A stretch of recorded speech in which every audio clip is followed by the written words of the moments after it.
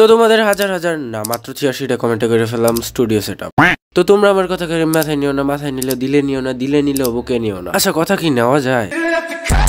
যাই হোক, তোমাদেরকে অনেক অনেক অনেক বেশি ধন্যবাদ, কারণ আমরা ১০০০ পরিবারে পরিণত হয়েছি, যা তোমাদের ছাড়া কখনোই সম্ভব হতো না। তো আজকে আমার এরকম কণ্ঠ কারণ আমার আবারও ঠান্ডা লাগছে। আমার সাধারণত ঠান্ডা লাগে না, বাট যখন সিজন পরিবর্তন হয় ওই সময়টা আমার ঠান্ডা লাগে। আর এই ভিডিওটা আমি অনেকগুলো ক্লিপ একসাথে জোড়াতালি দিয়ে তৈরি করছি।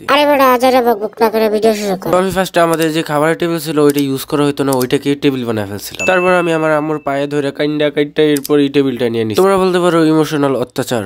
আর তোমাদের সুবিধার্থে এই ভিডিওকে আমি 3টা ভাগে ভাগ করে দিচ্ছি। আর এই ভিডিওটার কিছু কিছু জায়গায় আমি ইউটিউব থেকে দেখে বানাইছিলাম। তো আমি ফার্স্টে বানাবো সফট লাইট বক্স, আর এটা তোমরা হয়তো ইউটিউবে অনেক জায়গায় দেখছো, তাই জন্য আমি বেশি কিছু বানাই নাই। তোমরা যদি soft light box DIY search দাও তাহলে অনেকগুলো ভিডিও পেয়ে যাবে। আর এই যে এটা হচ্ছে আমার আগের সফট লাইট বক্স, আর এটা থেকে এক ফোঁটাও আলো হইতো না। আর আমার টেবিলটা যে জায়গায় ওই জায়গায় সূর্যের আলো পৌঁছায় না। আর এটার থেকে আমি আমার লাইট আর হোল্ডারটা বার করে নিচ্ছি, আর এটার কোনো কাজ নেই, এটাকে লাথিটা ফালাই দিচ্ছি। আর শেষে বাটার পেপার লাগাই দিলে আমাদের এই সফট লাইট বক্স রেডি। তো নেক্সট এবার একটা অর্গানাইজার আমার এই অ্যাক্রিলিক কালার গুলো রাখার জন্য। এই অর্গানাইজারটা আমি আর্টিস্টিক রিফাত ভাইয়ের থেকে ইন্সপায়ার হয়ে বানাইছি। ভাই আমার এই রঙগুলো অর্গানাইজ করার জন্য যে অর্গানাইজারটা খুঁজতেছিলাম দারাজে, কিন্তু দাম দেখে আমি মঙ্গল ঘরে চলে গেছি। আর এই অর্গানাইজারটা আমি শুধুমাত্র মিষ্টির বক্স ব্যবহার করে তৈরি করছি। আর শেষে আমার কাছে যে ওয়াশি টেপ গুলো ছিল ওই ওয়াশি টেপ গুলো দিয়ে অনেকগুলো ডিজাইন করে নিছি। এই তো আমাদের অর্গানাইজার রেডি। তো এখন যে ভিডিওটা দেখতেছো এটা দারাজ থেকে আমার কাছে অনেক দিন আগেই আসছিল। সরি, দারাজ থেকে ভিডিও না পার্সেল আসছিল। হয়তো তোমরা এটাও কোনো না কোনো শর্ট ভিডিওতে দেখে ফেলছো। এখানে যে স্ক্যামটা হয় যে আমি অর্ডার করছিলাম গ্রিন কালার, বাট আমাকে দিয়ে দিছে পিঙ্ক কালার। আমি চাইলে রিটার্ন দিতে পারলাম হলে, কিন্তু এত আজাইরা ঝামেলা কে নিবে? আর আমি চেষ্টা করবো সবগুলো জিনিসের প্রাইস উপরে মেনশন করে দেওয়ার। আরে তুই তো কিনছিস দুইটা জিনিস।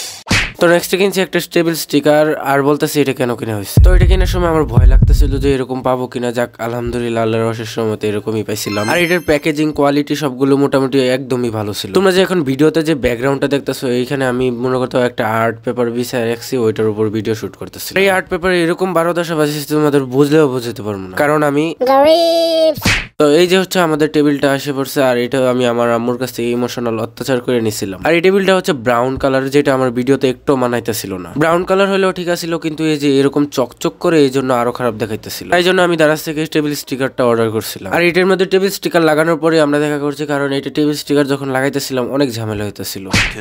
2000 years later. তো এই তো আমাদের টেবিল স্টিকার লাগানো শেষ। আর এটা তৈরি করার সময় অনেক ধরনের ঝামেলা হইতেছিল, যেরকম ভিতরে বাবল তৈরি হয়ে যেতেছিল বারবার। তাই জন্য একা পাকনামি না করে আমার আব্বু আর ভাইয়াকে নিয়ে এটা করছি।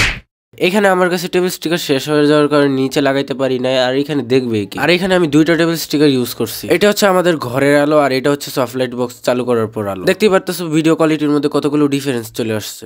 এরপর এই টেবিল স্টিকারটা ভালো করে পানি দিয়ে ধুয়ে নিব। টেবিলের কোনায় কোনায় পানি দিয়ে ছড়ায় ফেলবো স্প্রে করে। চিন্তার কোনো কারণ নাই, এই টেবিল স্টিকারটা ওয়াটারপ্রুফ। তোমাদেরকে একটা আমি সত্যি কথা বলি, যখন এই সাবানটা আনছিল তখন আমি ভাবছিলাম এটা বিস্কুট বাইবাতা, আমি খুলছিলাম পরে দেখি এটা সাবান। এরপর এই সাবানটা ভালো করে লাগায় ধুতে থাকো। আমি ফ্ল্যাট ব্রাশ ব্যবহার করে প্রতিটা কোনো একদম পরিষ্কার করে ফেলছি। তো এখানে আমি একটু বড় লুক দেখানোর জন্য টিস্যু ইউজ করে মুছতেছি, না হলে আমি কিন্তু এখানে একটা কাপড় ইউজ করে মুছছিলাম। আমি একটা RGB লাইটও কিনছিলাম, বাট ওইটার রিভিউ দেওয়া হয় নাই, কারণ ওইটার আমি কোনো ভিডিও তৈরি করি না। আর এটা আমি টেবিলের সাইডটা ভালো করে লাগাই নিচ্ছি। Organising time. ফার্স্টে আমি অর্গানাইজ করবো আমার মনমার্টের অ্যাক্রিলিক কালারগুলো। আমার এই আজারে বকবক শুনে নিশ্চিত তোমাদের মাথায় আগুন ধরে গেছে, এই জন্য বাকিটা আমি ভয়েস ছাড়াই দিতেছি।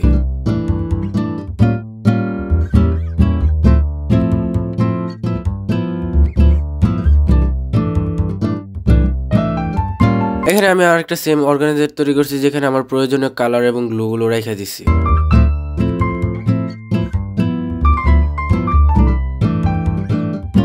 তোমরা হয়তো এই ইজেল তৈরির ভিডিওটা নিশ্চয়ই দেখছো, এটাও টেবিলের মধ্যে রেখে দিব। এখানে যে জিনিসগুলো রাখতেছি এগুলো প্রায় সবগুলোর এক এক করে শর্ট ভিডিও আছে, তোমরা আমার চ্যানেলে গিয়ে দেখে আসতে পারো।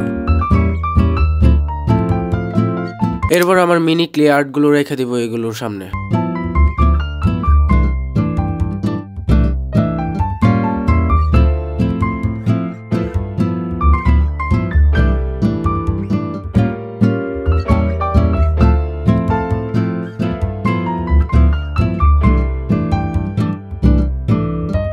এই ব্রাশ হোল্ডার তো রাখতে ভুলেই গেছিলাম। এই চশমাটা মূলত আমি যখন মোবাইলে ভিডিও এডিটিং করি কিংবা অনেকক্ষণ ধরে মোবাইল চালে তখন ইউজ করি এটা, কারণ এটা মোবাইলে থাকা যে ব্লু লাইটটা আছে ওইটাকে আটকায় ফেলে। উপরের শেলফে আমার আজারে যতগুলো জিনিস আছে সবগুলো আমি রেখে দিব।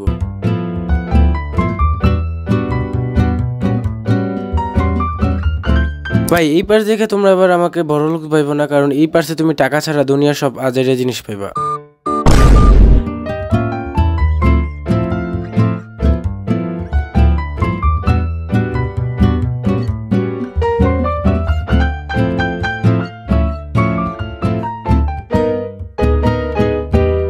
তো আমি ইউটিউবের ভিডিওর কথা ভাইবা আমি এই পেন্সিল কালারটা নিয়েছিলাম ভাই। সত্যি কথা বলতে এটাতে শুধুমাত্র এই একটা পেন্টিংয়ে করা হয়েছে, এছাড়া এটা দইরাও দেখি নাই।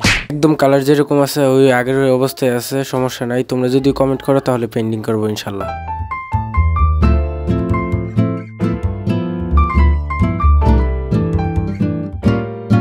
তো আমি আমার RGB লাইটটাকে ফেড মোডে রাখতে সব থেকে বেশি পছন্দ করি। তো পুরো সেটআপ তো রেডি, এখন তোমরা কি রেডি ফাইনাল রেজাল্ট দেখার জন্য? 1 2 3 গো।